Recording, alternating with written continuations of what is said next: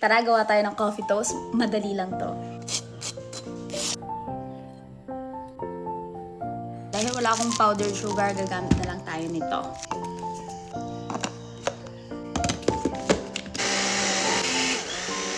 Powdered na siya, guys. Ito ba, magbabati lang tayo ng isang itlog. Tapos, half stick ng butter. Ito po yung tira ko ng last recipe ko. Pwede din ang ilagay yung powdered sugar. 2/3 cups. Gagamit din tayo ng 1/2 cup ng flour. Lagay din natin dito. 3 stick ng Nescafe. Pwedeng dalawa lang kung ayaw nyo ng matapang.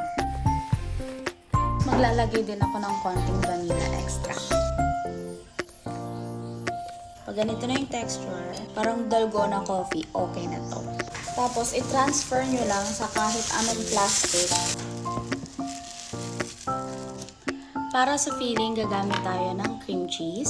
Dinamihan ko na kasi kami naman din yung kakain. Takpan nyo lang ng isang tinapay. Tapos, ilalagay lang natin to sa taas.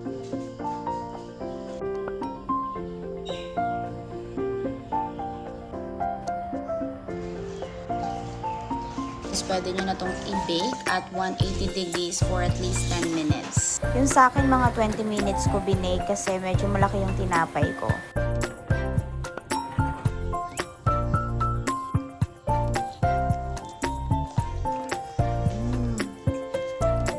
Masarap siya, hindi siya masyadong matamis.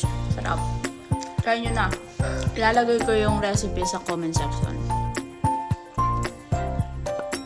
Masarap.